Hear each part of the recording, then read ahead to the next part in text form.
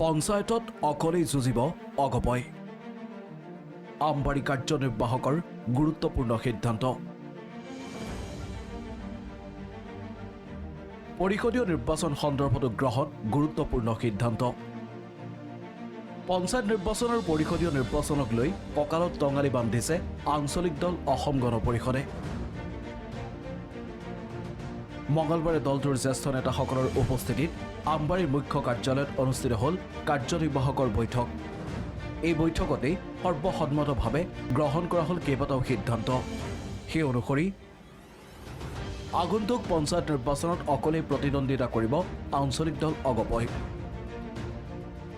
পঞ্চায়ত নিৰ্বাচনক লৈ 52টা সমষ্টিত হ'ব কৰ্মশালা। পঞ্চায়ত নিৰ্বাচনৰ প্ৰতি লক্ষ্য ৰাখি জোৰদাৰ কৰা হ'ব সদস্য ভৰ্তিৰ অভিযান। পঞ্চায়ত নিৰ্বাচনৰ প্ৰস্তুতি সন্দৰ্ভত মন্তব্য কৰি সভাপতি অতুল বৰাই ক'লে, আমি আগন্তুক পঞ্চায়ত নিৰ্বাচন আৰু যোৱা 14 অক্টোবৰৰ দিনটোত আমি সভ্যৱৰ্তীৰ অভিযান আৰম্ভ কৰিছিলোঁ।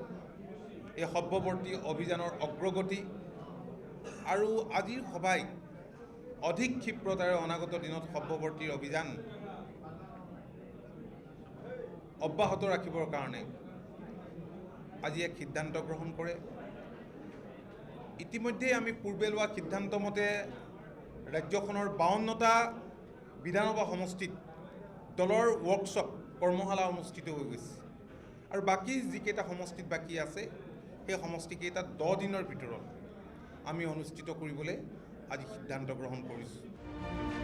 ইফালে পঞ্চায়ত নিৰ্বাচনৰ সমান্তৰালকৈ স্বায়ত্তশাসিত পৰিষদৰ নিৰ্বাচনতো সমানেই গুৰুত্ব দিছে অসম গণ পৰিষদে।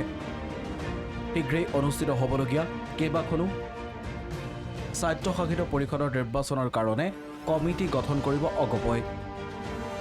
সভাপতি অতুল বৰাৰ নেতৃত্বত হ'ব কমিটি।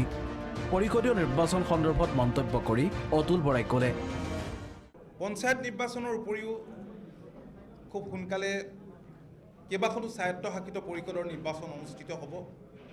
এই স্বায়ত্তশাসিত পৰিষদৰ নিৰ্বাচনতো যাতে শক্তিশালী ৰূপত আমাৰ দলে অংশ ল'ব পাৰে, তাৰ কাৰণে পঞ্চায়ত নিৰ্বাচন, স্বায়ত্তশাসিত পৰিষদৰ নিৰ্বাচনৰ বাবে দলৰ সভাপতিৰ ওপৰত কৰ্তৃত্ব দিছে, যাতে পৰিচালনাৰ বাবে একোখনকৈ কমিটি অচিৰেই গঠন কৰা হয় আৰু উল্লেখ থাকে যে সেই কমিটিয়ে পঞ্চায়ত নিৰ্বাচন আৰু স্বায়ত্তশাসিত পৰিষদৰ নিৰ্বাচনৰ বাবে যাৱতীয় যিখিনি কৰিবলগীয়া কাম কাজ আছে সেই কাম কাজখিনি আৰম্ভ কৰিব। এনেদৰে এতিয়া আগন্তুক নিৰ্বাচনসমূহৰ কাৰণে প্ৰস্তুতি আৰম্ভ কৰিছে অসম গণ পৰিষদে। দলটোৰ মুখ্য কাৰ্যালয়ত অনুষ্ঠিত হোৱা কাৰ্যনিৰ্বাহকৰ এই বৈঠকতে সম্বৰ্ধনা জনোৱা হ'ল বঙাইগাঁও সমষ্টিৰ নৱনিৰ্বাচিত বিধায়িকা দীপ্তিময়ী চৌধুৰীক। ব্যুৰ ৰিপৰ্ট, প্ৰথম খবৰ।